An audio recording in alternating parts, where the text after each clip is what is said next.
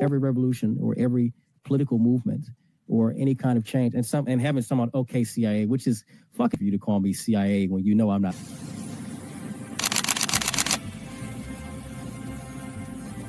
Everything was politicized. It was, oh, this is when we became the left versus the right. But both sides are trash. In COVID,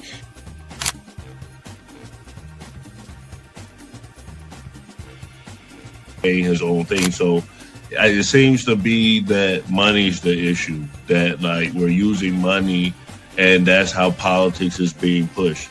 Because now we've seen what someone does when they use their own money, and it doesn't seem to be a solution. So I feel like we take money out of politics, we'll have a much better political system.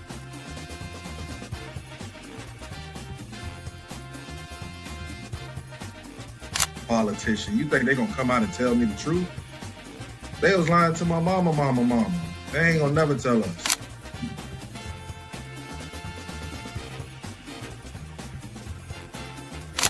So everybody, we look at certain things just because, oh, this happens in the hood or we see this every day.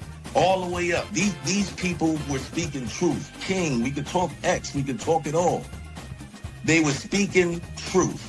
What's going on in anyone's mind, but let's take it as a given that Gray's argument is true, that the argument to not have ID is that it would be discriminatory versus certain socioeconomic brackets or something. It's like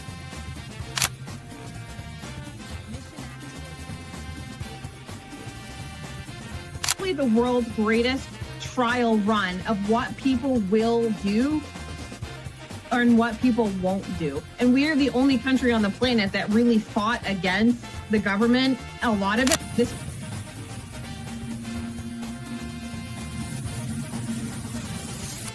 you focus on 80-20 issues. I'm looking at the Epstein issue as we have 80% of the information we need to prosecute these people that actually did anything, but you're focusing on the 20% trying to take down Donald Trump, which you're never going to get. So I'm going to keep sitting here with a smug-ass face on every single day. I'll explain. Good question. I'll give you the answer. The Republican Party constantly talks about transgenders and transgender surgery to minors.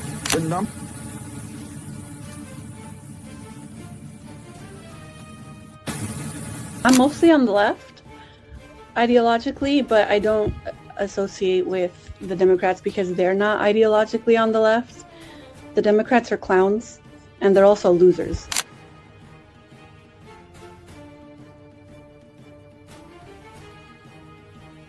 About to be any engaging conversation.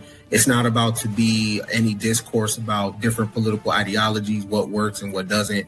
If that is the outcome, right?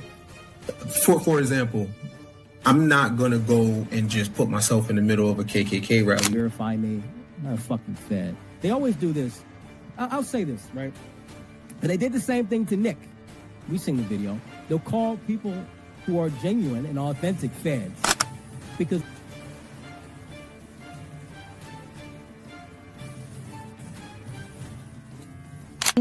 the interesting thing to me is that the ones that claim that they believe the Constitution are now trampling the Constitution. The ones that said they believed in the First Amendment, the freedom of speech, right, are now going against the freedom of leadership perspective.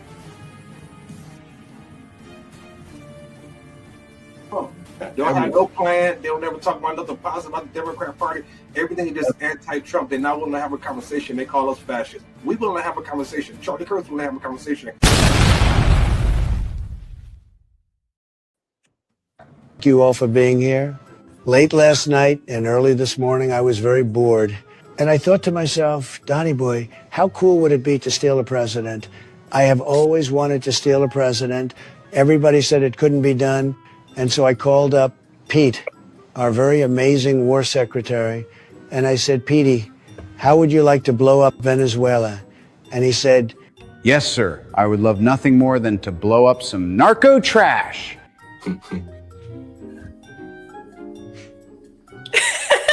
And so our very strong and powerful military launched an operation, and we grabbed Mustache Maduro and his, frankly, very unimpressive wife so that he would be more miserable in jail and not be lonely.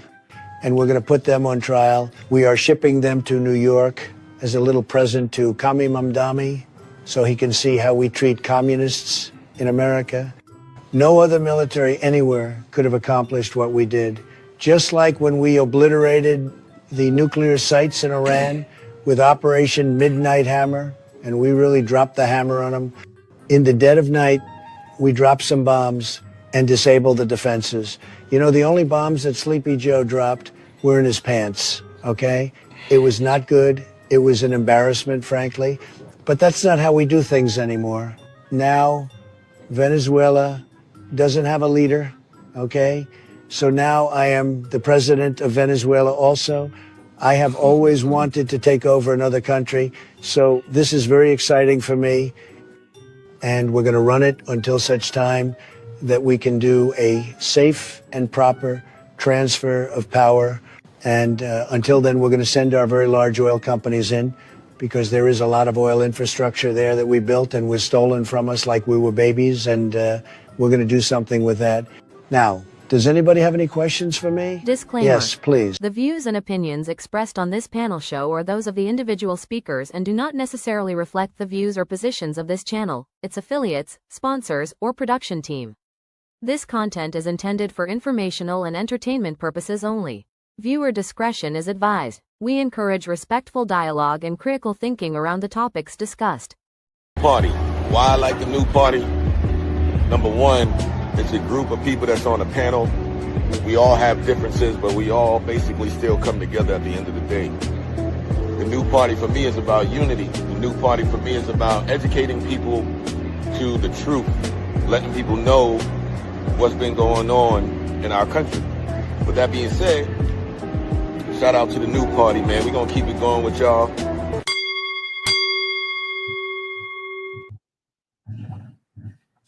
Welcome to the new party. I'm Nora Christine.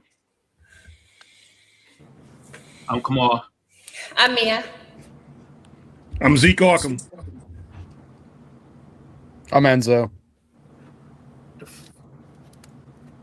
I'm King J. Man, we all over the damn place. God. I know. DeAndre, can you talk? It's been a long week, okay? Discombobulated. What do you mean? It's Tuesday. How's it been a Exactly. long week? It's been a long week. I don't know. I can hear y'all now. Okay. Okay. Nope. All right. I don't know what's going on. This I'm is Rippy Unfiltered. Oh, okay. Well, woo! I think it's been a long week. It's been a long 6 days. Start of the new year. We got Zeke Arkham in the building. Come on, sound effects. Sound effects. This is. Oh, hold on. Where they at? There we go. Zeke, thank you for coming to the new party. Let everybody know about your platform and where they can find you. What's up? So I'm actually on X. I get in trouble every day on X over at Zeke Arkham, ZeekArkham. I'm also on Instagram making videos, doing video commentary, same handle. I'm also on TikTok at Real Zeke Arkham because someone else took my name. So I had to put that I was the real Zeke Arkham, the genuine, unfiltered, 100% grade A, USDA, real beef, not that fake synthetic stuff, guy that you see in front of you. So yeah, that's me. And we're excited to have Zeke. Zeke makes really funny content. So please go give him a follow tonight. So it's going to be a good night. My homeboy Zeke. What up, homie? Yes. My man DeAndre Good to see Rippy. you, What's bro. up, brother? How you feeling, man? Good. Feeling good, man. Feeling good. Thanks for coming on, man. We appreciate it. Listen, man, thank you. I just want to say thank you to DeAndre for introducing me to Nora back in Arizona. Thank you, DeAndre. DeAndre's been a dude who from day one has just been instant love and respect. So I appreciate you, brother. Thank you. Yeah, appreciate you too, man. Yeah, and we got big things coming up for DeAndre. He's going to tell us about it at the end of the show. So definitely we are very grateful to have him and all of our team. So thank you guys for coming. And it's going to be a good night. We're going to talk about what went down on Saturday. There has been a lot of predictions. There's been a lot of crashing out. So we're going to talk about it. The first thing is the Monroe Doctrine. We're going to talk about what that is first. this map? Because if not, it's definitely time that you do. It's a map based off of the Monroe Doctrine that was introduced by President James Monroe in 1823. And basically, it says that the Western Hemisphere belongs to the Americas and that no foreign power should have any control over it. Back in the day, it was referring to Europe, but today it applies to China and Russia. That's why when Marco Rubio was being interviewed about why the United States captured Maduro and Venezuela, he said it had nothing to do with oil at all, but actually had to do with... China need their oil. Why does Russia need their oil? Why does Iran need their oil?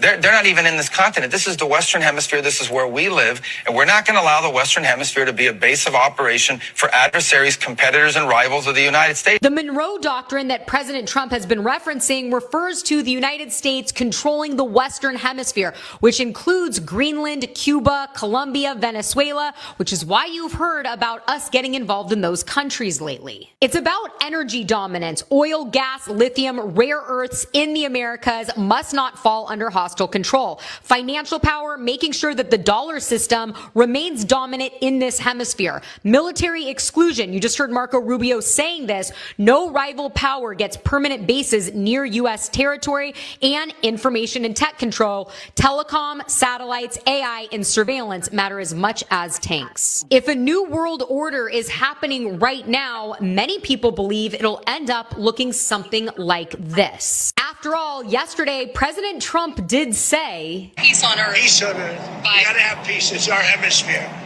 The Monroe Doctrine was very important when it was done, and other presidents, a lot of them, they lost sight of it.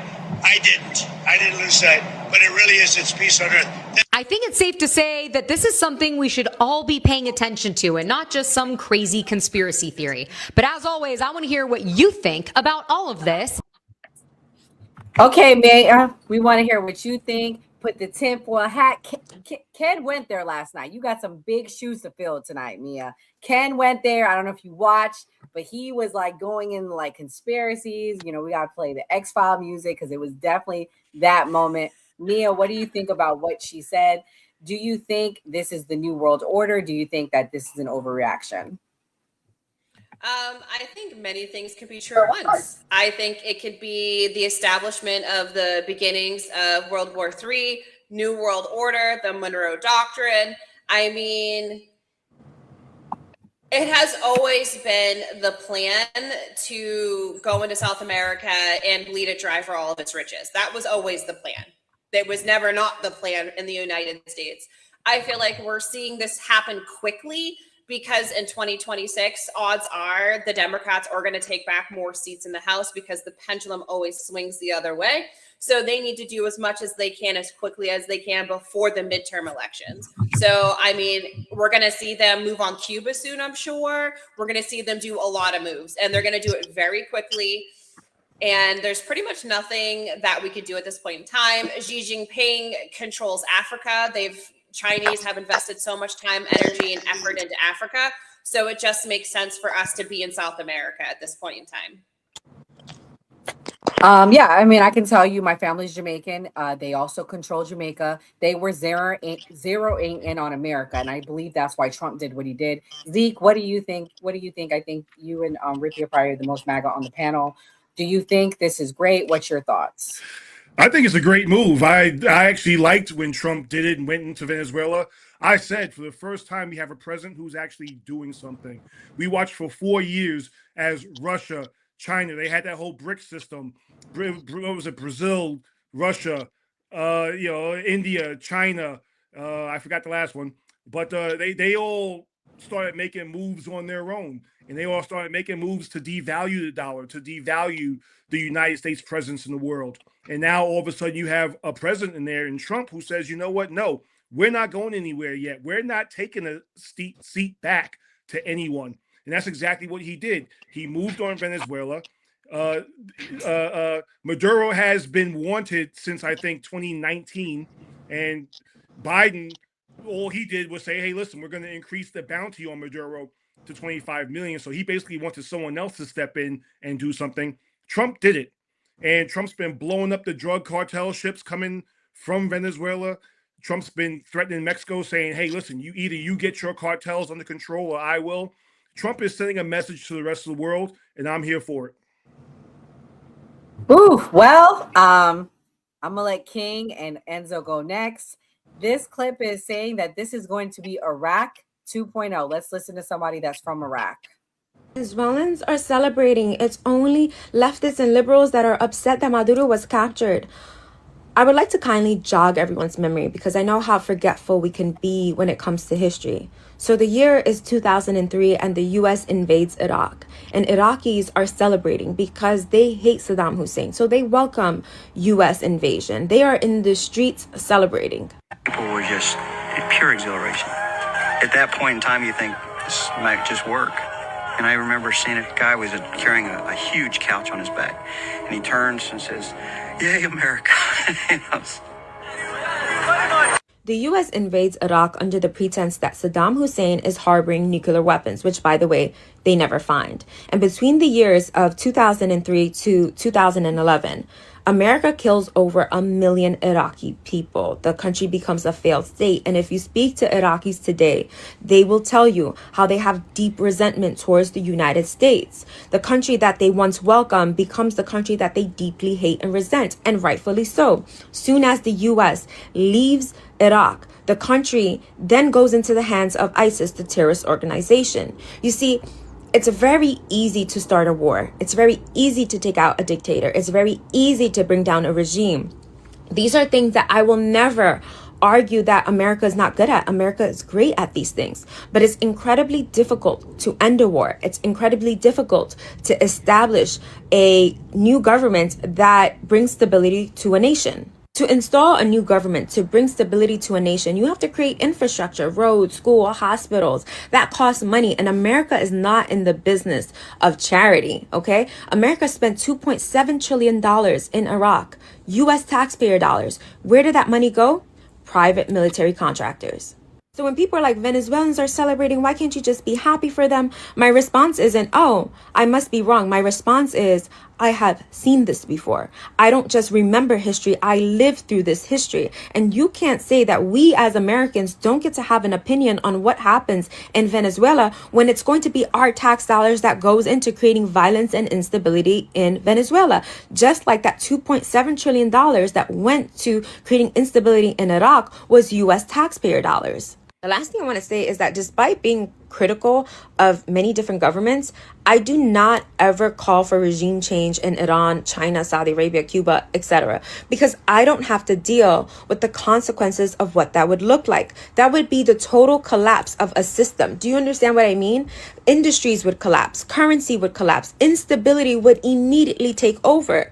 I don't know how people feel so comfortable talking about regime change, even if— Okay, so where'd he go? Oh well, okay, I'm gonna go to Enzo next because King, I'm sure, has a lot to say. Enzo, what's your thoughts? Is this Iraq 2.0? Been No. carrying the liberal crash outs all weekend. No, I think it's absolutely insane to try to compare Venezuela to Iraq. Right. Exactly. Just the atmosphere of the people are completely two different things. I'm looking at this as more or less, if I'm going to compare it to any other conflict or any other time we went into a country, I'm going to compare it to Panama. The same type of situation. We went in there in 90. We pretty much invaded and occupied Panama for X amount of time. Took out Maduro, or not Maduro, I'm fucking Noriega. I'm sorry, I'm getting them mixed up. That and look what happened with Panama. Panama was better off in the end after that, in my opinion, from looking at it that way. Like they said in the video, the only people that are crashing out about this are the liberals, are the Democrats, are the people that have never experienced socialism or an authoritarian regime in their entire life, which are the same group at the beginning of the year were screaming, no kings, Trump's a dictator, but free the dictator, free the authoritarian, free the socialist. It's literally, it doesn't matter what Trump does at this point. They're going to find something to bitch about. Right. He could go arrest Putin right now, and they will say free Putin. Right. They will be at the courthouse, free Putin all day long. King, thank you for your service. As someone that actually might have to go if we go in, what do you think Is this Iraq 2.0 or is this hyperbole? First, I'll say this. I think it's good if the United States continues to establish and maintains its dominance over the Northern Hemisphere. I mean, that's just a part of being a country. Absolutely. Maduro was absolutely a dictator. But these are the issues that I have with the way that we've done it.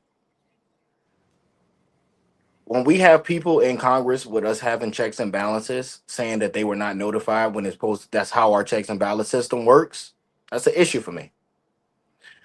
Because what happens when we get somebody in there, like we're looking at right now, like, okay, that was what was done right now. But what happens later on? And like it's easy for people to say, oh, this was great.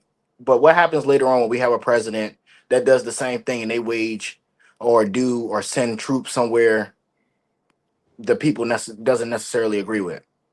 That's not your daughters. That's not your sons that you're sending out. Again, I've said this many times on this platform, on my platform. Anybody that wages war or advocates for war or advocates for sending troops anywhere, if you don't have skin in the game, then you absolutely should not be advocating for it. If you can't be affected by it, you should not be advocating for it. You shouldn't be saying, yeah, you shouldn't be doing it because you can't be affected by those choices. And I just don't think that we should have done it the way that we did it. I would have been a lot more happier if Congress would have been notified. I would have been a lot more satisfied if this was like a team effort. And I just don't like the idea of our president or any country sending somebody in or sending in the military and snatching somebody in the dead middle of the night.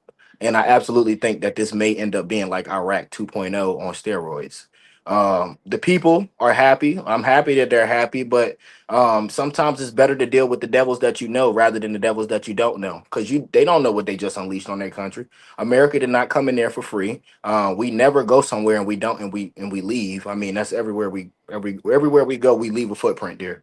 So this is going to definitely have consequences. What would the consequences look? Nobody on this panel would know. Nobody will know until we get to that point. Hopefully the people don't become radicalized. Hopefully they won't suffer the same fate as the Iraqi people, but we won't know until later on. Kamal, you're the most apolitical on the panel. Do you think this is going to be Iraq 2.0? And what do you think? I can't wait to hear what you say. Man, I'm gonna be honest with all y'all on the panel. I kind of don't give a rat's ass about this shit. Is this gonna bring the oil price down? That's all I give a fuck about. Yes, potentially, more than likely.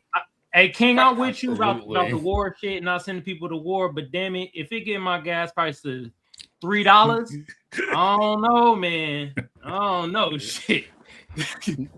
I'm just saying though, but to be honest though, I kind of didn't really pay attention to this story. I kind of don't give a rat's ass about this. I kind of care more about Tim Walz saying that, you know what, we about to get into that later anyway. I care more about that story than this, to be honest. I'll let you go first on that one. I'll keep that in mind. This is another perspective about the Iraq 2.0, and I'm gonna let Rippy get in there. Let's hear what this guy had to say. So I didn't plan on this being a two-part video, but there's so much that needs to be said. And this part right here is really important because I don't think a lot of people understand this part. We're just going to wrap this whole video up in a nice little bow by explaining why this is happening right now, why I believe this is happening right now. Many of you may not have known this or may not have been paying attention, but during the Christmas holiday, Epstein files were released. People want to say there was the same ones. It wasn't. Oh my fucking God, the Epstein files. It never they were all redacted. Oh, it never ends. Somebody got smart and realized that our government is absolutely retarded and made it so that you could actually copy and paste the redactions into another document and see what was redacted. Oh, look at this pesky redaction. Let's just get rid of that. That is insane. This is what happens when you fire government. And sure enough, guess who came out in a lot of those redactions? That's right. It was revealed that Trump and a lot of these people are in fact in the files. And there's some pretty horrific things in there. And then coincidentally, the next day, people realized that a lot of those files that were there the night before were now not there. And it was speculated that they were working overtime to delete those files during the Christmas holiday while everybody was not paying attention. So what do I think happened? What I think happened is Israel released some of that blackmail and said, this is what you're going to do, or there's going to be more. Remember, they were saying, oh, we found 1 million plus more. That was the threat to these people that are in those files. And the blackmail ring continues to control and puppeteer all of these world leaders, including, yes, our administration. And they keep making these moves on behalf of Israel, not on behalf of America. This is not an America first move. This is a move for Israel.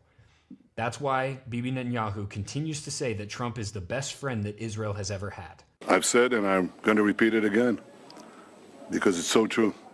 President Trump is the greatest friend that Israel has ever had in the White House. Donald Trump is the greatest friend that the state of Israel has ever had in the White House. You are the greatest friend Israel has ever had in the White House. I have to say that I never had a friend, even close, a friend, as President Trump in the White House. We've never had a friend like President Trump in the White House. It's not even close.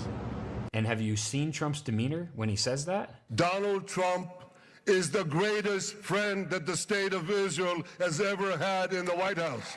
You are the greatest friend Israel has ever had in the White House. We've never had a friend, even close, a friend, as President Trump in the White House. We've never had a friend like President Trump in the White House. It's not even close.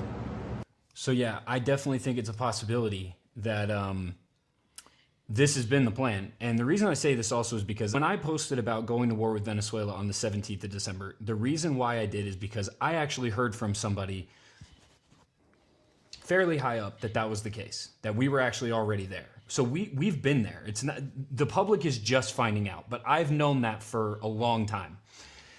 And so I think there's an absolute possibility that a plan was presented to Trump and Trump said, absolutely not. We're not going to do it. I think there's still a chance that he's not just part of this Zionist agenda and he really is just blackmailed and completely held by his balls. And I think he may have pushed against it, and that's why it took so long. And as he was pushing against it, and as he was saying, and as he was refusing to bow down again and be the greatest friend to Israel in the White House, Israel decided to leak some of those files and decided to show them what they had and say, if we can show this to the public, imagine what else we have on you. Because the reality is all of those files came out, but then weirdly enough, it's like everything just went away. It's like people just stopped talking about it. The influencers that were posting about it stopped. The media outlets that were posting about it stopped. It's almost like it was leaked just enough to like scare somebody. And then as he made the decision, okay. All right. Rippy. Are they blackmailing him into going into Venezuela? I was like, damn, I don't want to ask Rippy about this clip. I forgot what it was about. My bad. No, it's all cool. I'll dial it back. Everybody know how I feel about the whole Israel thing. I know. That's why I was like, oh man, I wasn't trying to set him up. I was like, I was saving the Rothschild one for Mia. But at this point, I remember back in July, it was either June or July, when they asked Trump about the Epstein files. He looked at it. He looked at the people and said, "Are y'all still talking about the Epstein files?" And everybody I got mad at him. I'm like, "Yes, we are still talking about it. It needs to be released." At this point, I'm like, I don't even care anymore, man. I'm so sick of that. All this garbage. Like, it's every single time they bring it up runs to a fucking brick wall. Nothing ever comes out of it. It's all just complete destruction. Maybe Trump has something on Bibi Netanyahu. Maybe he has something on Israel, because I think everybody in this call know how they can be. This is all in the art of the deal and in the art of war. Like everything that we're seeing, I think Trump is really. I don't want to give him that much credit, but I do see him in sync with the art of the deal and the art of war here. Yeah, Trump is very intelligent. Yeah. But the other argument, the other reactions I was hearing, guys, was Trump said no new wars. I'm about to play this clip and then let Mia go next. Kidnaps Nicolas Maduro bombs Venezuela, and the people who voted for Trump because they believed that he was going to end regime change wars and regime change efforts like this one are celebrating this clear and egregious violation of international law. Y'all know Tim Toole, the devil's favorite fool, Poole, had to give his opinion, saying that the U.S. economy is about to boom, tons of free oil heading our way. But in 2019, ladies and gentlemen, he put ending regime change wars as one of his top 3 issues. And this is while Trump was still in power. Then you got this dumb bastard, Matt Walsh, who might hold the record for the worst opinions on X, saying that he's a reflexive non-interventionist, but then in the same post admits that he believes that America should just run the whole hemisphere and that we should be able to conquer whatever quote-unquote dictator we so choose. Bruh. So basically you're non-interventionist until it's time to be interventionalist. Like I said, record setter for the worst opinions on X. Then you have Tulsi Gabbard, perhaps the greatest disappointment. Just 2 months ago, talking about how in times recent past, the US was known for toppling governments, regime change, spending millions and millions of dollars on failed regime change efforts. Bro, going as far back as 2019 while Tulsi was running for president herself, she said the United States needs to stay out of Venezuela. And we all know nothing has changed since 2019 up until this point. For decades, our foreign policy has been trapped in a counterproductive and endless cycle of regime change or nation building. It was a one-size-fits-all approach of toppling regimes, trying to impose our system of governance on others, intervene in conflicts that were barely understood, and walk away with more enemies than allies. President Trump was elected by the American people to put an end to this. From day one, he has showed a very different way to conduct foreign policy. And the part about this that sticks out the most is where she says we don't want other countries to choose our leaders, so we have to stop trying to choose theirs. Yeah, we had to put an APB out there for Tulsi because ever since the United States kidnapped Maduro, she has gone completely and totally silent, which is wild because if I just went up on stage and gave a speech about how the president that I worked for is going to end regime change wars and stop regime change efforts, and then he goes out and immediately makes a liar out of me using false intelligence or straight up lies that can only be approved by my department, by the way, because, you know, she's the director of national intelligence. I would be the first one to stand up and be like, hey, bro, stop making a liar out of me. Stop making a fool out of me. But instead. Okay, Mia. So what's your thoughts? They said no new wars. They said no regime change. What's up with the backtrack? Do you think this is a backtrack, or you think we had to pivot due to the way the world is right now? I think it's just a Donald Trump thing. Honestly, I think he enjoys the spotlight. I think he wants all eyes on him, and I think he just doesn't care. It's super easy when your sons and daughters and granddaughters and grandsons don't have to fight wars. It's easy when you're removed. I mean, he's part of a different class of people.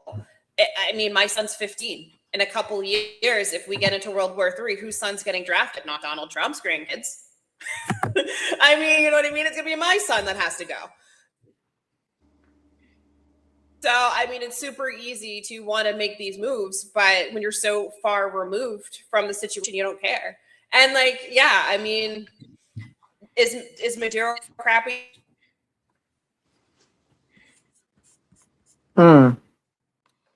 Zeke, what's your thoughts? Why did we? Oh, I think she frozen for a second. Yeah, she's froze. Oh. Yeah, I'm gonna take you down because I can't hear you. And then I'll bring you back up. But while she straightens out, Zeke, what do you think? Why was there a backtrack? Do you think there was a backtrack, or do you think he just had to pivot? I don't think there was a backtrack at all. I think, you know, listen, you are allowed to change your opinions with the world changing. J.D. Vance, remember, was anti-Trump until he actually got in there and saw what Trump did. and then he changed his mind. Listen, if you go back and look at some of my opinions from 5 years ago, 6 years ago, they might be different because the world was a very different place 5, 6 years ago. And you are allowed to change your mind. You're allowed to say, you know what?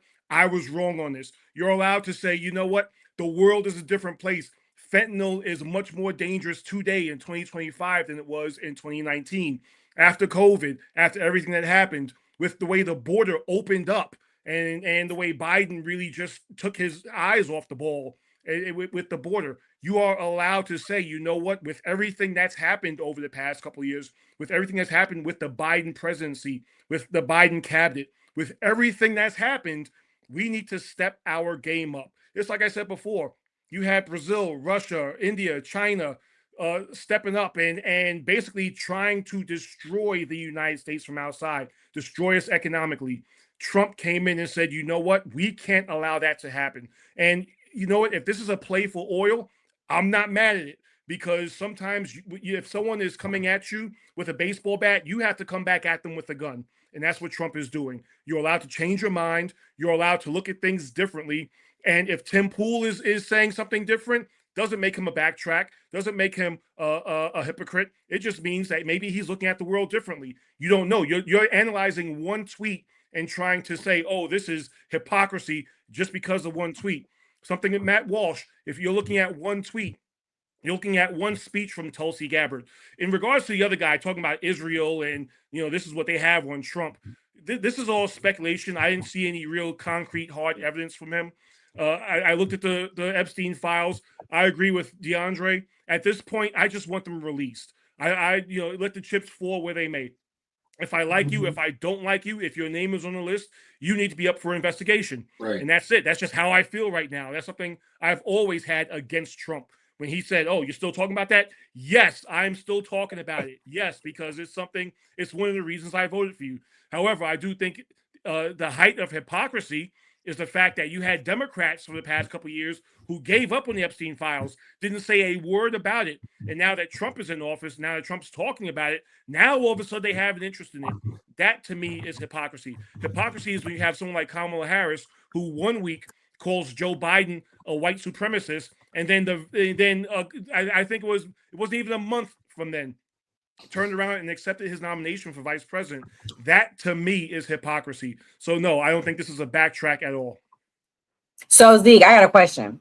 If the Epstein files come out and it turns out that Trump is in it, will you regret voting for him, or will you still stand beside him? I'm not going to regret voting for him, but he definitely will not have my support anymore.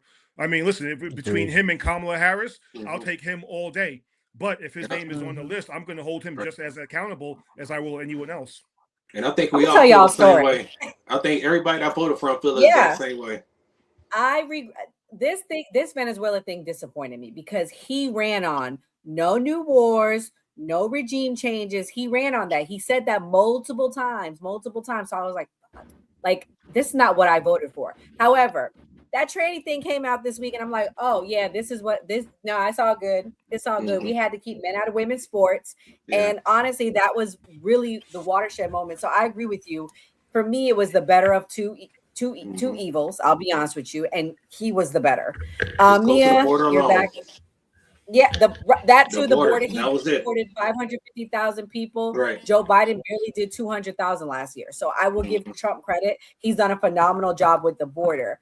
Mia, you're back. What do you think? If he's in the Epstein files, would you have backtracked on voting for him? What do you think? Do you think they're blackmailing him? There's no doubt. He's obviously in the files. They all are. Birds of a feather flock together. They're all in the files at this point in time. Everybody's in the files. Biden, I'm sure Kamala's in the files. Trump, everybody's in the files. These people are all in the cabal together. They're all birds of a feather. At this point in time, it's the lesser of two evils, like you were saying. It's whoever you agree with more on an ideological basis, because neither one were that good, to be honest. And look at Tim Walz. Look how he showed up. So, I mean, literally neither one were that good at this point in time. They were not the best and the brightest that America has to offer. And none of them. Oof. Well, people are very happy about Venezuela. I'm going to play this clip. This is the Hispanic population. Very, very happy. good day because Maduro is out. He is a son of a bitch. I hope this sends a message to the other sons of bitches. Oh, that's that in the lady from region. The View. You may The disagree View. I was telling you with about. the way Trump did Yes. it, but it's done. There was no way that it was going to end any other way, because once he started bombing boats, and we've bombed boats and alleged drug boats and killed over 115 people. I think Trump thought getting rid of Maduro was going to be easy and Maduro was going to scare easily. He didn't. It took him doing this. So yeah, he did it without congressional authorization. This was an act of war. All of these things, but it's now done. I think it doesn't escalate from here because the objective of this was to get Maduro out. And certainly there's an oil component. Certainly there's a lot of Trump ego in this about, being able to do it. But it's done. And I, for one, I am very happy that Maduro is out. And I pray and hope for the freedom and peace. So, King, was this to get the Hispanic Latino vote from the Democrats? She's a very strong leftist. She's part of The View. She's one of the people that were like anti-Trump, and now they're celebrating. I have personal friends that had on the fence about Trump. Oh, he left. Kamal, I'm gonna ask you that question. Do you think this was a way to get the Hispanic vote? Shit, it might have been, but I feel like just from the Democrats to the Republicans, everybody just playing the game, man. They just getting in where they fucking fit in at this point. You feel me? That's just how I see it. You know what I mean? And you do have the right to change your mind once you get certain information, but at sometimes it be looking like, all right, y'all don't really change your mind. Y'all more about just worry about your pocketbooks. That's how I be seeing it. So, all right, King, you good? Yeah, I'm good. I don't know what's going on today. We just having all types of technical difficulties. Right. I know. It's a struggle. It's a struggle today. Same question, King. Was this a way to get the Hispanic vote, you think? I think it's a yes and no. And the reason why I say a yes or no, because you have a portion of the population that is absolutely disgusted at what has been going on so far as deportation. And then you have the Hispanic group that's particularly like in Florida, when you talk about the Cubans and stuff like that are absolutely, head over heels for stuff like this. So I think it's a yes or no question when you ask that, because it just depends on who you're asking and what issues are core to who they are and what they feel at this current moment. I mean, if I ask somebody that recently just had some family that they really, really care about deported, do you think I don't think they're going to care about what's going on in Venezuela right now. But if you ask some people that have fled from that area because of what's going on, they're probably ecstatic, head over heels, happy about what's going on. So I don't think it's helped, but I don't think it has damaged either, if that answers the question. I can tell you for a fact, I have friends that have people deported from Venezuela, and this has changed their view of Trump. This has pushed them in a more positive view of Trump. They literally just had family deported last year, the end of last year, and now they're like, oh yeah, I'm back. Trump is great. I'm happy. They're overlooking it because they want to be with their family. Me too. Yeah, you heard the same thing. Yeah, because at the end of the day, it's not to get like he already has the Hispanic support. I mean, the two main things that he ran on, and the reason why people's main issue last year was immigration and the economy, and he still got the 50% of the Hispanic men to vote for him, and it's constantly keep going up. At the end of the day, he already has the Hispanic support, and they love it. I have friends from Venezuela. I have friends that live in Venezuela right now that are extremely happy about this stuff. So I don't think it's to get the Hispanic vote because he already has it. And I'm just going to disagree with Mia for 1 second and say Trump was the best person to run, and I think he's doing a fantastic job. He's a hell of a candidate. He's a hell of a president. The best first year in presidential history, in my opinion. I think only time will tell with that, though. I think with the elections, I think the people get to speak about how they feel, and just across the board when we talk about elections, it don't seem like the people are too happy about what's going on when we talk about historic wins for Democrats.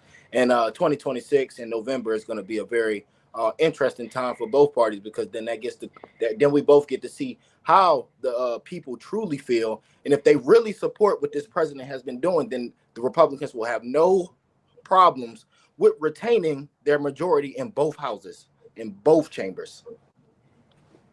I agree. I feel like that's when we're going to see the real results on how Americans feel. That's a great point. And then the final topic on this, were there really drugs? Were there really drugs? Let's watch. To really take a moment and dissect what took place this morning in Venezuela. What interest do American citizens have in a regime change in a foreign nation when the United States is in need of liberation from a corrupt deep state government? What interest do we have in Venezuela?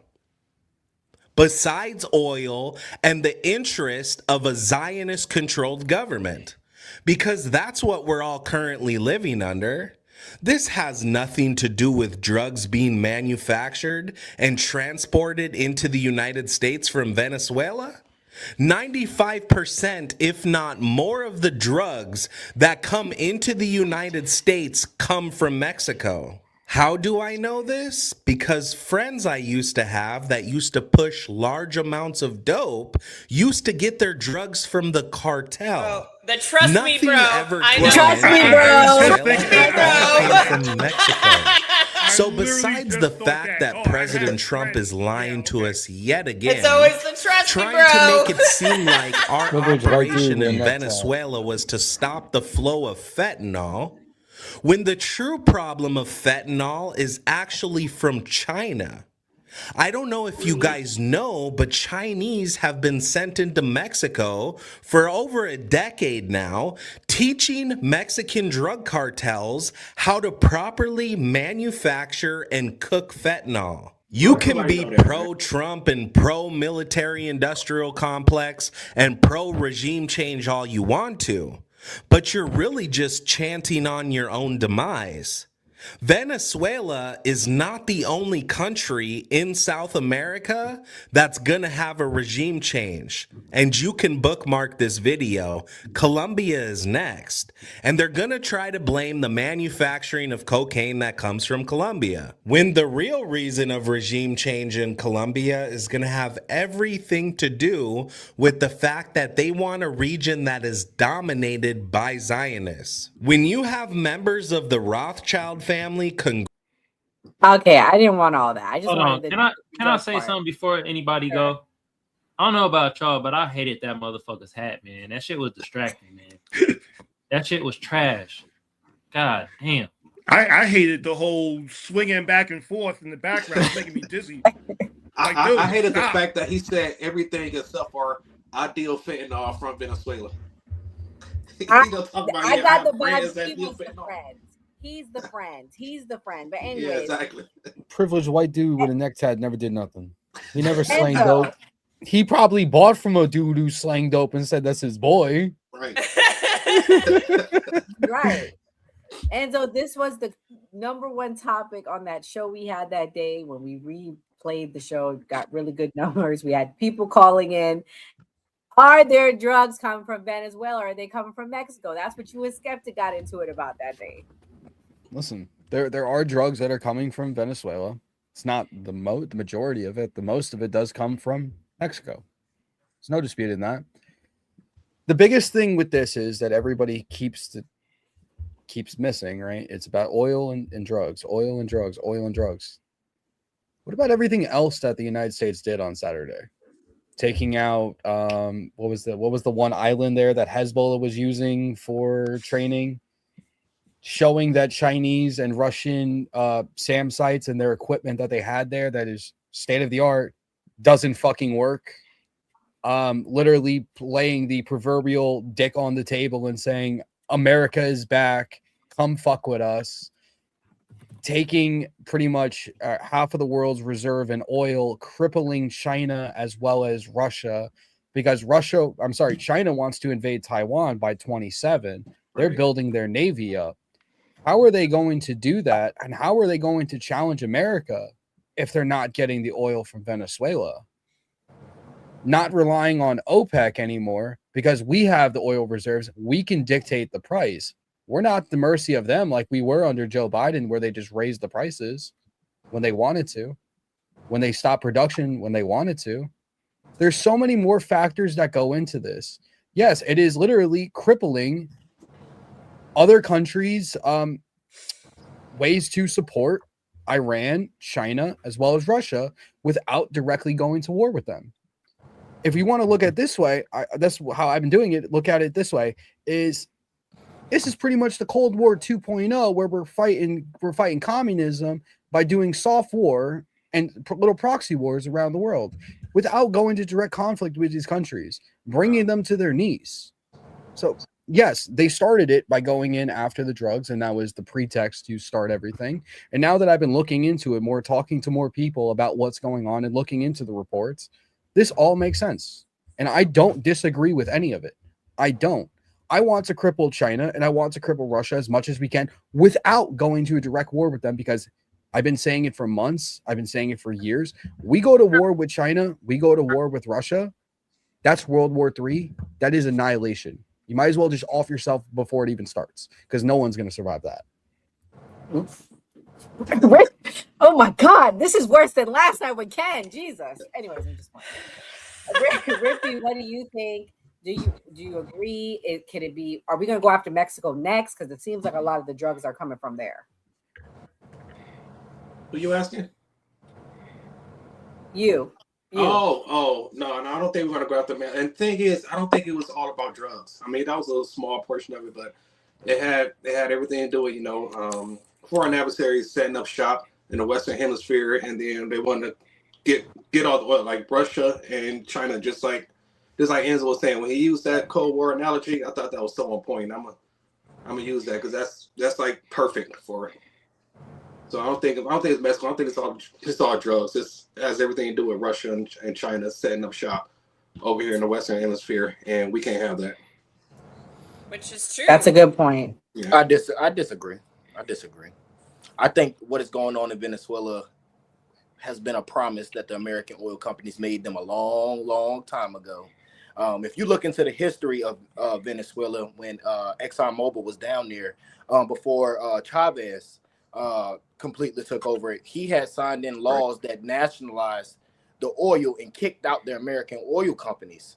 And the American oil companies, when they were having meetings with Chavez, they told him that they would be back down there. And this is just them returning that promise. They found a puppet that is going to deliver on what they wanted. And Trump, being the bully that he is, they came back and they're coming to get their stuff. I mean, shit. Again, I just don't. Me as a Black American, I will never support the exploitation of a group of people for the benefit of myself, because I know how it feels to be in a group that was exploited. So, I just think it's. So who do you think is being exploited? The Venezuelans? I think the Venezuelans will later on will be exploited. America does not do anything for free. When we get down there and the oil companies get the divvying stuff up, I promise you that America will profit more than the Venezuelan people. But I'm gonna tell you what Venezuelans said, because I had that same conversation with several Venezuelans when we went out to dinner Saturday night celebrating. I said that to them, and their response was, "We don't care. We're being exploited now by Russia and China. Somebody's gonna do it, and we were being we have a dictator at the same time. So they were, at least we're getting. We rather get 10 cents than 2 cents on the dollar." Because my question would have been for them. My question for it, nothing really has changed for the Venezuelan people. I mean, to be honest, not yet. I don't think it's gonna change. The same people are still in power. The people that Maduro has handpicked are still controlling the levees, the power.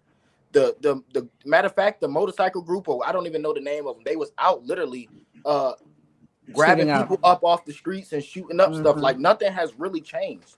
The leader is not there, but the people that he has handpicked and put in places of power, they're not gonna change. That's why he picked them.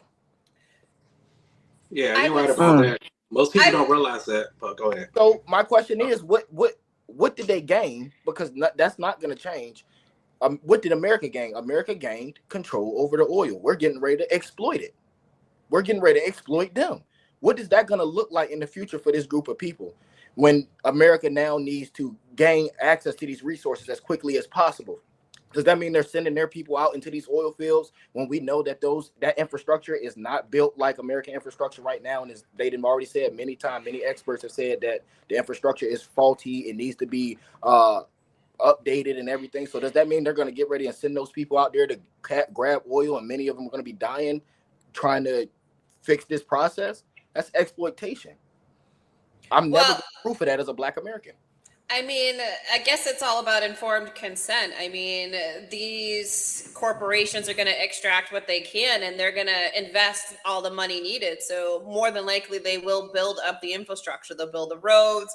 They'll build everything they need, housing, all of it, in order to extract the most that they can. So, but I mean, if Venezuelans know, if they want the jobs and they're honest about it, about building the infrastructures, building the roads, building the housing, building the new refineries, and so on and so forth. I mean, it's their choice to do whatever job that they see fit. But it's the first time in 25 years that they could have like a decent paying job that they could potentially provide for their friends and their family. But also it clears a pathway for, we could say, the 2 million Venezuelans here that don't want to be here. People keep forgetting the Venezuelans that are the migrants that are here, the refugees that are here, don't want to be here. All of them. I'm sure most of them would probably want to go. They home. already gave them refugee status. Nobody's going. And that was my other reason why I'm pissed off.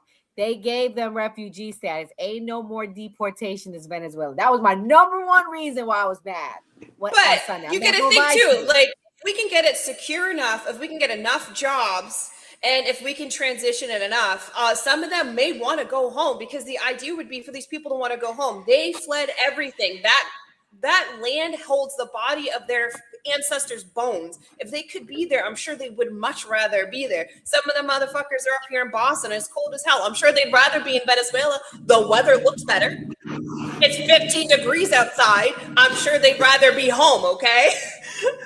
So if we can make it better for them, especially if it's the ones that had to flee because it was too dangerous, and give them the ability to go home and build back their country, I feel like we are obligated to offer them the chance to build back their country and to be part of a new Venezuela, if that's an option. I think what he's saying is that new my Venezuela still got the this same is my people. question to Mia. What does that look like? Like, this is my whole thing. Like, some of what you were saying, I absolutely agree with, but why are they gonna want to go home? Nothing's changed. Those people that are in power, they're not gonna step down. So does that mean America's gonna get more involved in Venezuela's politics, and we're gonna start taking out more of their leaders? What does that look like? More than likely, yes. We're going to secure our investment, and if we need to, we're going to remove them. We'll probably let them know and give them an option to beat feet. But if they don't want to kick rocks and beat feet, we're going to have to go and we're going to have to physically remove them. I mean, we removed Maduro in less than an hour, and we didn't have to kill anybody in his household. So I mean, they should be sleeping with one eye open, because eventually we can come in and we can remove them. So I mean, they could either leave peacefully and beat feet, or we can go in and secure our investment. And I hate to say it like that, but we're going to go in and secure our investment. Yeah, I'm going to let Rippy have the last word, then we're going to switch topics. My bad, Go ahead, Rippy. Oh no, I was just gonna say I agree with what both of you guys are saying. It makes perfect sense, but especially what is it? Sorry, I can't really read your name. King. But King. So basically, what you're saying is, no matter what, it's still even without Maduro, people don't understand that Delcy, whatever his name is, Rodriguez, he actually the person that controls the oil, and then the other guy Pedro Lopez, he's the ones that controls the military. And these people are 10 times worse than Maduro. They say that they were the ones that were calling all the shots. Yes. So what you're saying is that we gotta go after these people, but what if they're more prepared than Maduro was up there? Well, we're prepared. And Absolutely. what Mia is saying is maybe they'll be willing to negotiate, because they sleep with one eye open and they're afraid that the U.S. military will come in and just conquer everything. So I think you guys both saying the same thing with the same outcome in mind. Absolutely. Yeah, and they got the first lady pretty good, so I'm pretty sure ain't nobody want to get beat up like that. Yeah, I heard she's like I have. Hold up, they beat her up. Yes, she's visibly bruised. I'm hearing, and she probably fought swayed. back. Yo, she was like, She She threw the first fought punch. back. I don't have a picture. I wish I did, but that's what Nah, they ain't I beat that have. lady up. I don't believe that. They ain't They beat whooped that her lady up. Okay, ass. well then, why did she That's say a her little ribs are wild what they bruised? did. I don't know. I think she fought back. I have a think she was like, question. "Fuck this! You ain't gonna take me out my nice home. We gonna fight." That's what I think. Listen, Or Delta maybe some Force girls said jumped these. her. Delta Force said these hands are ready to E for everybody. That's what they said. Or I have- maybe she got in the jail cell. Literally. Who knows? Maybe Wow. I don't know. Maybe they already beat her up. I don't know. But she was asking for medical attention when she was at the courthouse that day. They have think a she question. fought back Maybe she against them. slipped. You think she was fighting back? She in Arkham Asylum Yeah. right now. She was fighting back against the military NBC. with weapons, with guns, and everything. She was like if they ran into y'all house, like Mia and Nora, would y'all fight back? Oh, I would fight back. Fuck yeah. fight back, Ain't dude. nobody gonna I'd take be me out like, my nice house. Nah. Hell no. It's Hell 15 no. degrees outside. You think I'm leaving my heated house? She already heard how American Nope. jails are. It's horrible. She fought back.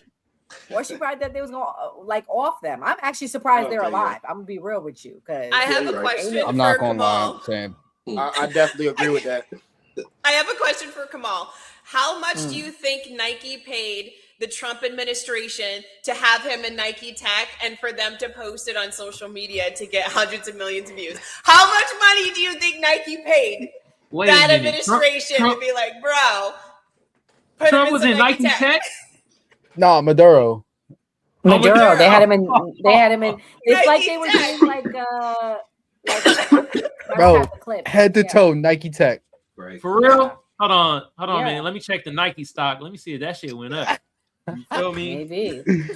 Damn. He got the shades on. He got the Nike Tech, bro. He went through like 4 outfit changes. They got pictures of him. They're literally out there doing like a photo shoot with the guy.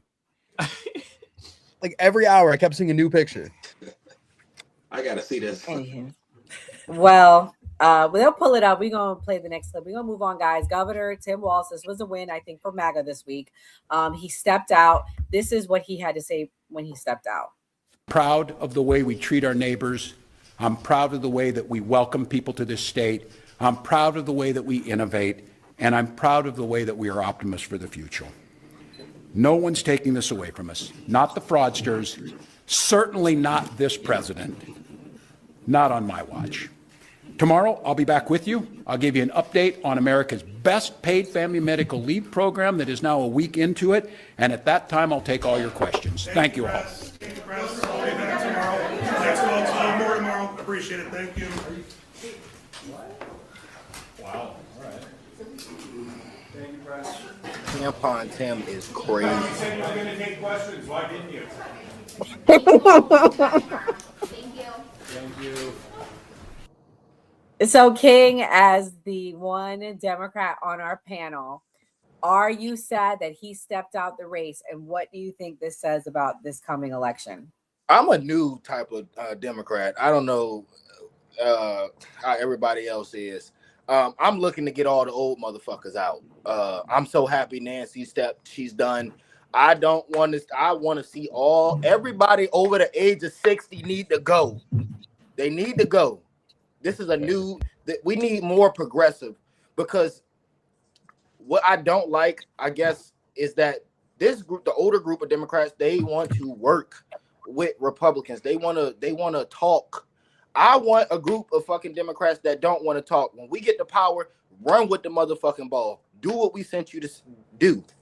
That's all I want to see. I want to see actions get done. That older group, they want to work. They want to talk. They want to goddamn be bipartisan. I don't know how many times Republicans got to show you with them grabbing power and having all the power that they don't need your damn help, that they don't want your help, that they don't want to talk to you.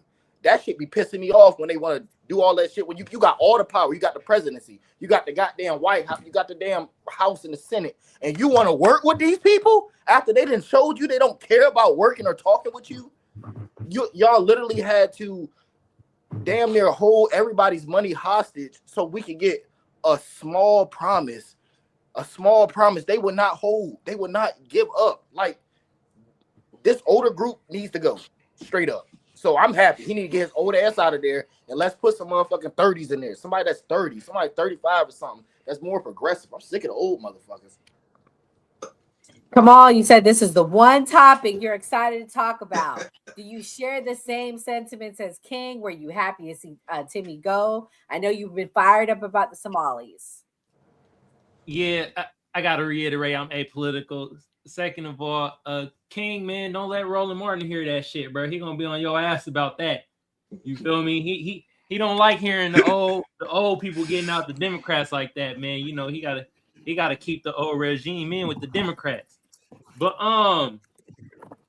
you got that other clip. I'm waiting for the other clip when Tim Walz What other clip? Where he compared the Somalian fraud shit to white supremacy. Oh no, can you send me that? Find that, and then I'll what? Look for that. Okay, yeah, hold find on. that. I'm gonna move on to Zeke real quick. Yeah, Zeke, let me find that. I have real quick. a clip from his daughter. She did an interview this week, coincidentally. Why do you think he stepped out? And then I'll tell you what she said. We'll play what she said. You probably can't see walking down the hallway no damn more. Oh no, Zeke, can you hear me? I can hear you. I get you loud and Oh clear. yeah, go ahead. Oh, are you thinking of the answer? Why did he step out of the race? Oh, I'm sorry. I didn't know you were talking to me. Yeah, I'm sorry.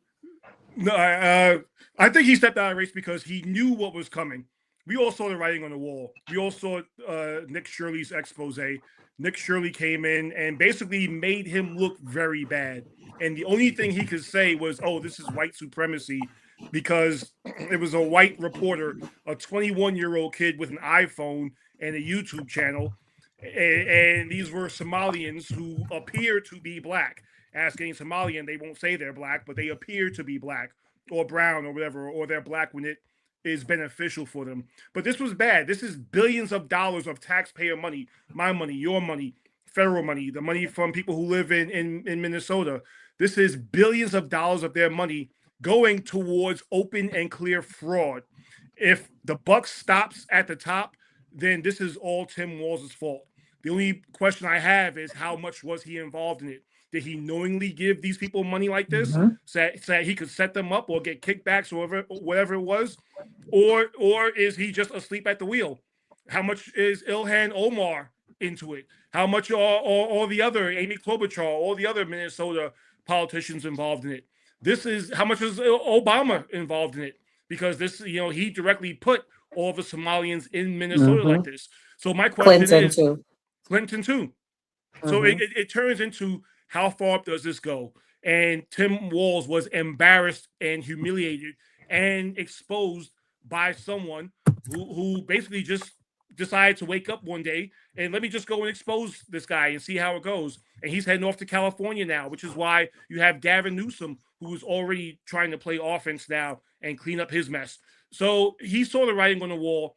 I think there's going to be jail time involved. I think there's going to be trials. I think there's going to be a whole lot of scrutiny into what's exactly going on in Minnesota, and I'm welcome to it. I want to see it all. I actually do agree with King, where I think that most politicians on both sides are completely out of touch with the country.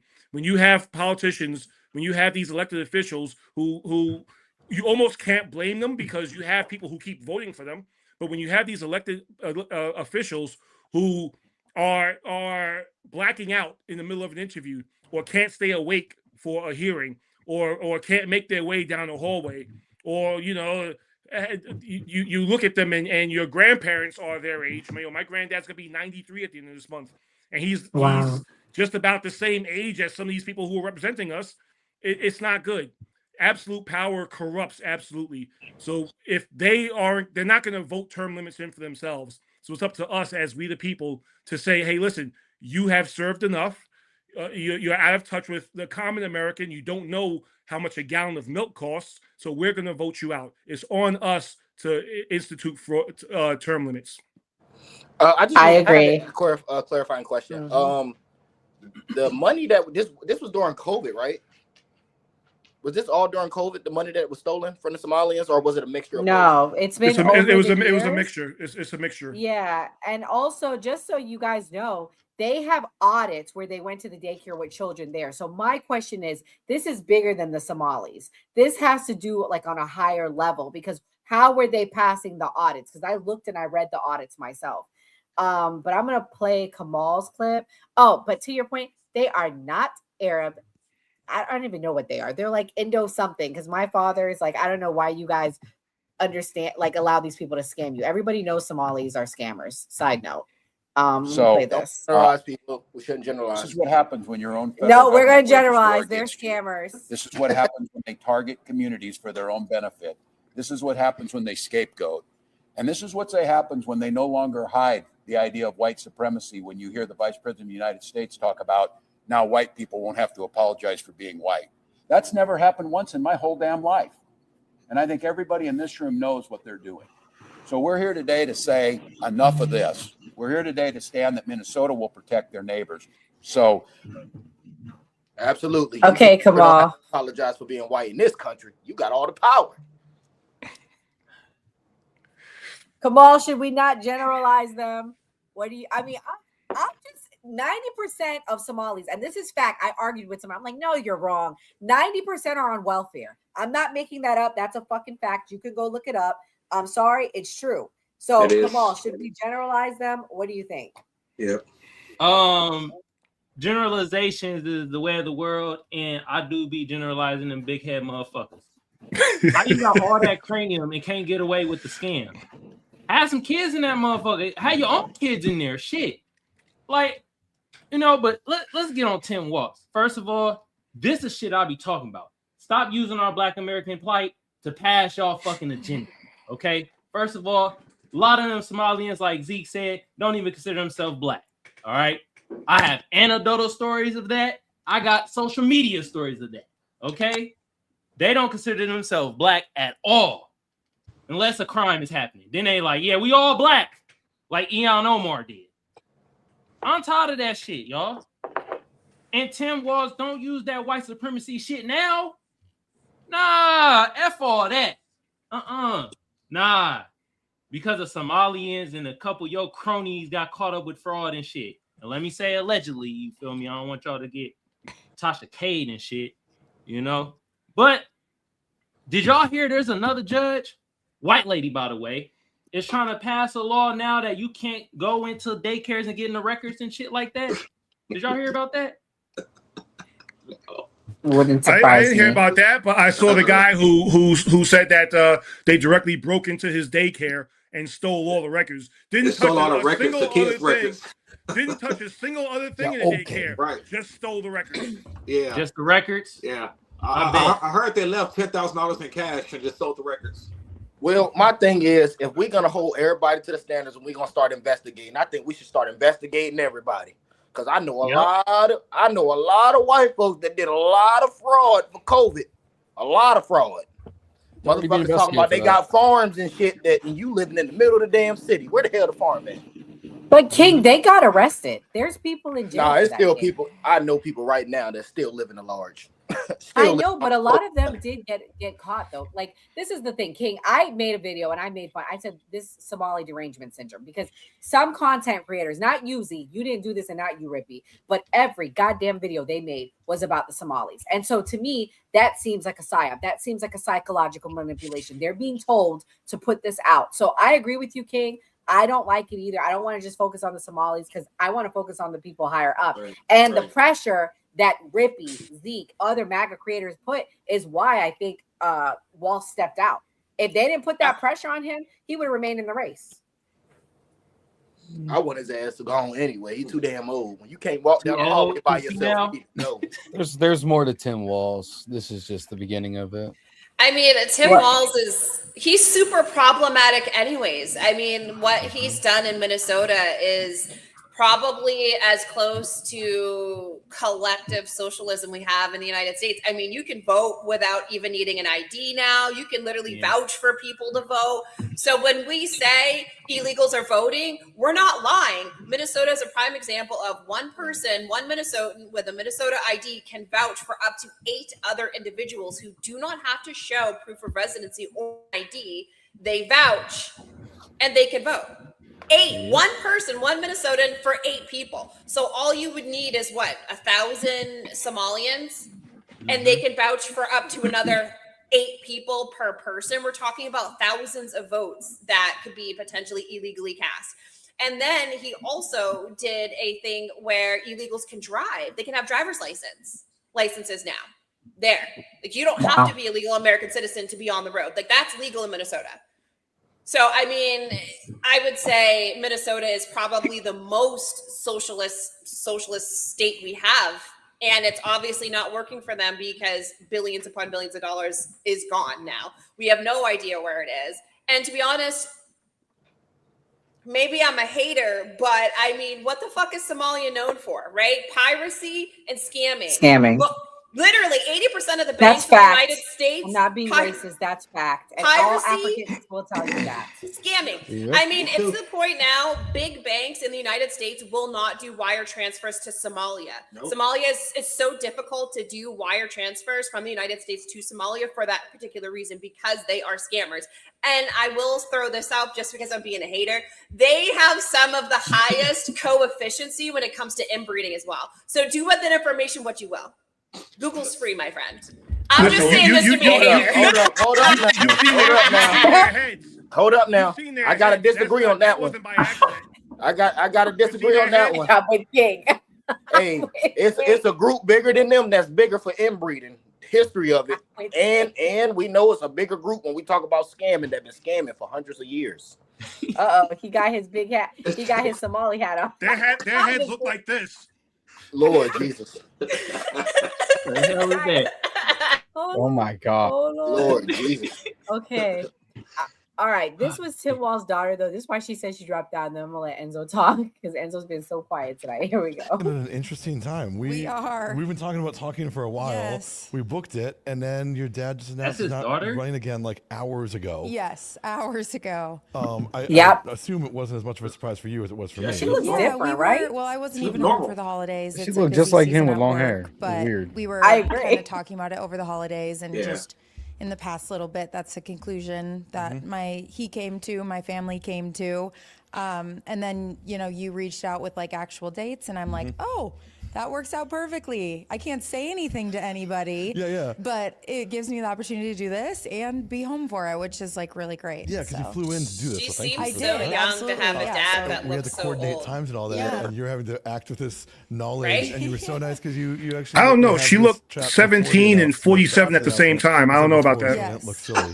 Yeah, she looks well. It leads me to a question I wasn't meaning to ask, but it's I think a really interesting one. Is like every politician who's ever announced that they're not going to do it anymore always says, after long talks with my family, and then you never actually hear from the family. Yeah. And- Well, the family's here. We kind of had this same thing in August, I think, was when he first initially announced to run again. It was reported before that he was really waffling about whether he was going to or not. Yeah. Ultimately decided to. Yes, and I think like that's probably pretty accurate. And when he made the decision to, like, our mindset was, we're all in on this. We're going to do whatever we need to do. Like, say whatever, do the whole thing. We were in it. We've done it before. We're going to do it again. Yeah. And then I think just with things rapidly changing in the past, month or so, I think my dad kind of started questioning it. And I think, I don't want to speak for him, but I think when things started getting really intense for me. I don't know. on That's my kind of social messed media, up. and then Wild. people even saying things like to Gus and stuff.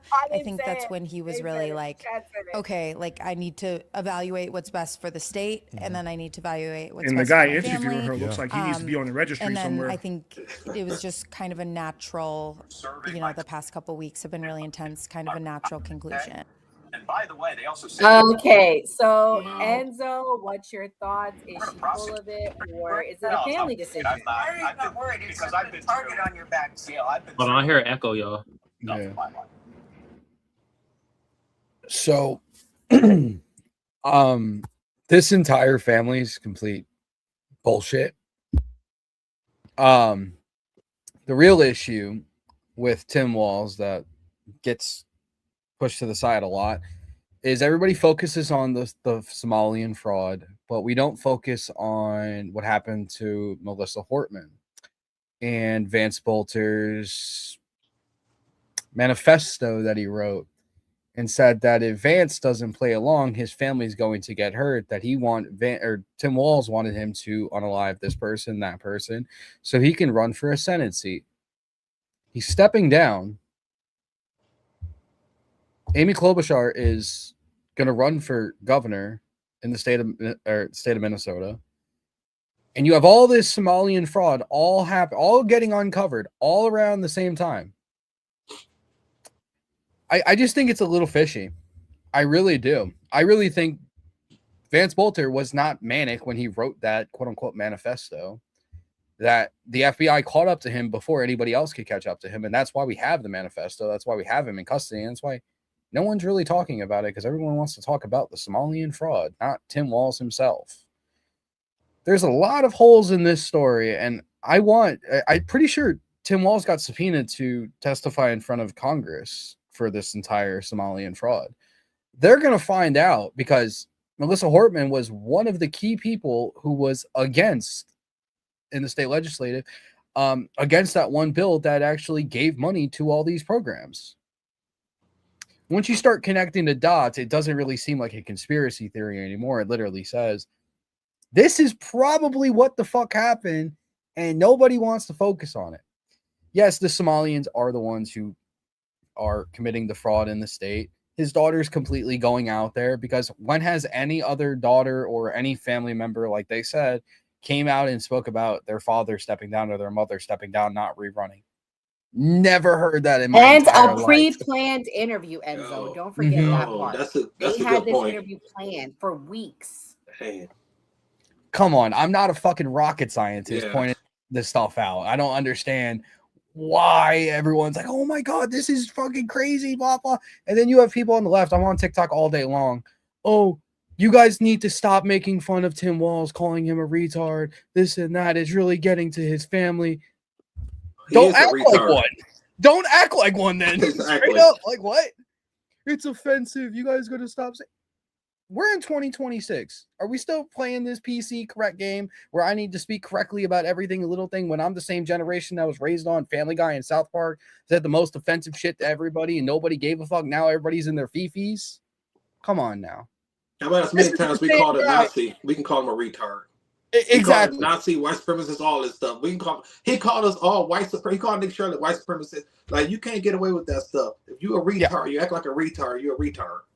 Exactly. And my biggest thing, like, stop making fun of this guy. This is the same guy who was on the VP stage, who was almost the vice president of the United States, who said, I became friends with school shooters. I don't give a shit that was a gaffe. There are plenty of gaffes out there. How did you put 2 and 2 together and come up with that? I really need to know. Rippy, what's your thoughts? Do you think this was pre-planned, or you think that, it's family, or do you think he's just scared about the Somali fraud catching up to him? I think it's not just a Somali fraud; it's everything else that's attached to him. He needs to get out of the limelight, and honestly, in my opinion, it's a smart move on his part. That's the only smart thing that he's done. But his handler has probably set him up with that. But his daughter interview, I'm very suspect about that too, because I didn't even think about it until Enzo just brought it up. Like, where did this stuff come from? Why this? Well, obviously already planned long before the Somalian stuff happened. So I don't trust anything that they're up to. I'm to the point where I think that she's just an actress. She might not even be his daughter. Oof. No, they damn, we going there, Rippy? That's Tim Walz with long hair. Daughter, god damn. I don't trust none of it, man. Well, that we did a deep dive. So shout out to everybody that's subscribed to our channel. If you've been with us since the beginning, we did a deep dive about Tim Walz. And it was a lot of suspect things when Kamala announced him. I said this was a bad pick. But now that he's stepping out, this is our final clip of the night. Amy Klobuchar is stepping in, and this is what she had to say. In Minnesota, we have the biggest Somali population in the country, and we are proud of that community. A few years ago, at the height of the angry rhetoric, a Somali American family of 4 went out to dinner right here in Minnesota. This guy walked by, he looked down at them and said, "You 4 go home. You go home to where you came from." And the little girl looked up at her mom, and she said, "Mom, I don't want to go home. You said we could eat out for dinner tonight. I don't want to eat dinner at home." You think of the innocent words of that little girl. She only knows one home, and that's our state. She only knows one home, and that's the United States of America. So we can all react to that clip. Who writes this shit? That's what I want to know. Who wrote this shit? I don't know. I don't know. It might be the same group of people that's writing Trump shit. Ooh. He just be freestyling. He ain't writing shit. Yeah, he do be freestyling shit. I don't think he. It might be freestyling, but I don't know. It might not be freestyling because it looked like he be struggling to read sometimes. Hold on, y'all. Can y'all? Who is that white lady? I don't know who even that is. Who? Amy Klobuchar? She's running. She's the senator. She's one of the senators for the state, and she's going to be taking Tim. We anticipate taking Tim Walz's place for the Democratic nomination. She got 3 more years, and she's gonna be too damn old too. Yeah. Yeah. And so Zeke, as our guest, thank you so much for coming. What did you think of the new party, and what's your closing thoughts? Are you muted, bro? Muted. There you go. You should be good now. Oh yeah, you muted me. Thanks for having me. Because there was like a kickback or something. Sorry. Yeah. Oh well, happens. Like I said, thanks for having me. Thanks for having me on this panel. I definitely appreciate the respectful and informed and educated opinions going back and forth. I like speaking with people who don't share my point of view necessarily, because it just I don't believe anyone should be in an echo chamber. I think we should all be able to allow others to speak and allow ourselves to just be indoctrinated, except for Mia from Boston, just because I'm a New Yorker and we got the whole New York-Boston rivalry going on. So okay, New York in the house. Big Philly over here. Listen, go Eagles. I'm a big Eagles fan. So there you go. Go Eagles. Yes. But again, just thanks for having me. I really do appreciate this, and hopefully you have me on again. I like this. I look forward to it. Thank you, Zeke. We appreciate you for coming. Everybody go follow Zeke. I really appreciate Rippy for making that connection. So thank you again for coming. Mia, what's your closing thoughts? Again, this has been another great episode. Thank you to our guests for coming here and hanging out with us and tolerating us. We are definitely a funny bunch. And I will say we are going to see a lot of changes happening very rapidly. And most of these are probably going to come within the next 6 months to guarantee that Trump administration is going to be able to do all the things they want to do. They're going to do everything before the midterms. So you're going to have to come back and follow us and subscribe, because we'll be going over this Monday through Thursday. Yes, that was a good closing thoughts, Mia. King, thank you for coming last minute as always and holding it down. What's your closing thoughts? As always, it is good to see everybody. I know I am not as active as I used to be, but we're gearing up to, as I said last show, put my foot on these motherfuckers' necks. Exactly what I came to do. But it was a great show. Quite frankly, this was actually one of my favorite episodes. Before we get to judging people or generalizing, I will say this is my last closing statement, is that anybody that's in a marginalized group, we should think twice before generalizing people. I understand that there is like this stigma towards that group of people because there are high numbers, and statistics show that that's something that's happening major in that community. But don't just look at somebody that may look Somalian and think that they're a fraudster. And it would be very hypercritical of me as a Black American to support something like that. Great show. King, whatever happened when you went away, I like this new King. I like this new King. This new King. That's that new educated brain. I graduate with my bachelor's this spring, and then I'm heading into my master's this summer. So that's that education coming out of me. I'm proud of you. That's fine. I'll hate for you. Don't you worry. I got you, boo. I got you. You just give me a little wink, and I'll hate for you. We'll do the jokes for you. Enzo, what's your closing thoughts? So my closing thoughts were, this was a good episode. See, as we went over a bunch of topics tonight, from Venezuela to Tim Walz, there's a lot more than just a story. And I think everybody should go read into all these things to find the real reasons why, instead of just seeing a headline saying, oh, it's Somalian fraud, or it's just drugs and oil. No, you guys need to look into things more. That's what a lot of people do, and that's what I've been doing recently, is looking into all these things, because I don't believe what the headlines are saying. When it comes down to the midterms and everything like that, we're finding out more fraud in these states for Medicare. We're finding out duplicate ballots in certain states for the 2020 election as well as the 2024 election. The Democrats' approval rating is 18%. If you guys think there's a shot in hell that you guys are going to win a legitimate midterms, you're sadly mistaken. I don't understand how anybody still votes for the Democratic Party with them literally lying to your guys' faces. So we need to look at elections a lot more seriously now, with all the new information that's coming out that we've been saying for years that there is fraud. So with that being said, it's going to be a fun 26. Oof. And so they said the blue wave is coming in the chat. The blue wave, 18%. is already here. The blue wave is already here. We are winning, and we are winning offices that we have not won for years. Oh Lord. Oh man. Okay. Which one? Miami?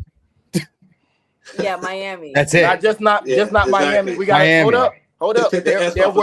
There were state positions in Pennsylvania Arizona. that Democrats haven't won in decades. Rural racist Pennsylvania. Matter of fact, Zeke, you from up that area, you know Pennsylvania is a pretty racist area when you talk about upstate. I'm a New Yorker, man. I'm a New Yorker. I only thing I know about Pennsylvania, is the team. I'll tell you all about Pennsylvania. My son's father's from Pennsylvania. He said that he hates the Democrats. He said they destroyed Philly. He said that any black person that continues to vote for the Democrats should get their head checked. And he's a foundational Black American saying this. So I don't know. We're talking about Democrats winning Republican areas that they've had for years. Like the Republicans did last year. You're not winning on a much massive scale. It's like a blue spit, not even a blue puddle at this point. Exactly. Like it's a blue pitch drop. Yeah. Rippy, are you still going on the show this week? Because I looked. Yeah. So not this week. We're talking about going next week, but Thursday I'm going to be on the New Black America, and it's going to be me, Andre Williams, Kermit JC, and Lala Andrews, and we're going to be debating reparation. So tune into that. It's called the New Black America. My final thought: another great show. It's always fun. It's always hilarious. I hear my wife in the next room. She's laughing. She's cracking up at some like just our interaction. And I appreciate the podcast. I will say, don't look at everything at surface level. Like whenever something comes out, I'm not the first one to put out a video, put out content on it. I have to do a deep dive because whatever they put in our faces, I know it's something else that's much bigger. So always go deeper and don't just stay at surface level. That's my final thought. Yeah, shout out to Rippy. Thank you so much. Hey, Mr. Rippy, you about to go on the panel with Andre Williams, talk about reparations. Yeah, Thursday. And also about Sotomayor. Ask about Tommy. Oh man, you know what, Tommy? I gotta tell you about Tommy today, but it's gonna be we're gonna be debating with Austin Offscript. Austin I love Offscript. him. That's my buddy. Yeah. So me, Andre Williams, Carmen JC, and Lala Andrews and Austin Offscript on Thursday at 4:00 Eastern time. New party. New Black? What's it America. called? New Black America. New Black It's a new podcast that it just started. Oh, got it. Okay. Yeah. He was on debating Tommy Sotomayor today. Good times. Oh dang, I missed that. Okay, I'm watching that. I sent you the link. You did? guys the link. Yes. Oh, I'm definitely go back and watch that, please. Man, I love Tommy. Yeah, well, Kamal, what's your closing thoughts? Well, shout out to everybody on the panel. You feel me? Shout out to Zeke. Appreciate you coming on, bruh. You feel me? Y'all go follow everybody on the panel. Everybody got their own TikToks, they on YouTube. From the new party, I got them pinned to the top of my chat on my YouTube. Follow the new party, hit the notification bell. On my end, if you want to follow me, Kamal Johnson Network, hit the notification bell so you know when I go live. I appreciate everybody in the chat. Y'all was real. Y'all was good in the chat today. Y'all wasn't talking too much shit, except for that one dweeb Matrix dickhead. He kept talking shit about me. I kept like, all right, bro, if you want the attention, man, you're like, this guy doesn't let this guy talk. Dun, dun, dun. I stopped talking when your mom stopped selling puss. So I'm gonna be talking for a while right now. Anyway, the Venezuelan stuff, I ain't gonna lie. I'm paying attention to it, but I don't care that much of it, if that makes sense. But I am paying attention to it and what's going on and what's happening with that. You feel me? I do have a funny story about Venezuelan. I remember one time I was listening to a Tariq Nasheed broadcast, and this woman called Venezuelans. Wow. Shout out to that woman. Anyway, we also talked about Tim Watts. He I would say allegedly is in with the scamming with the Somalians, like allegedly Ian Omar and all that good jazz. You feel me? And like Enzo said, it's a lot of more dirty deeds with Tim Watts that we ain't been really paying attention to. We've been paying attention to more of the big cranium people doing the Michael Jordan, the fraud and the shit. Hey, I ain't gonna lie, man. My Somalian people, if y'all on code, shout out to y'all. But the rest of y'all, and it's quite a bit of y'all not really on code with black folks. And most of the time, y'all say y'all ain't even black. So fight your own battles, hold your own nuts. Y'all got this. Y'all say y'all know how to combat racism more than us black Americans. We too lazy to do it. But back to Tim Watts. I dare you use fucking white supremacy to try to get your goddamn point across us a Somalian fraud stuff. Y'all need to stop it, man. I feel like Tim Watts doing that about to do the same thing that them folks did to Word Woke. They about to rearrange white supremacy, y'all. God damn. Anyway, I'm about to get out of here. I'm getting hungry. Had a long day at work. Shit, I guess we all had a long week, and it's only Tuesday. Yeah. I got much more to say. Oh man, okay. Well, shout out to Zeke Arkham again. Thank you so much for coming. Please go follow him. Shout out to Mr. Rippey on Filter. He will be on a new podcast, so make sure you guys go check it out. Shout out to the entire team. Thank you guys so much for supporting us. We will be starting up our lunchtime show, so be on the lookout for that. And I'll be starting up a morning news show, so be on the lookout for that as well. God bless, good night, and stay safe.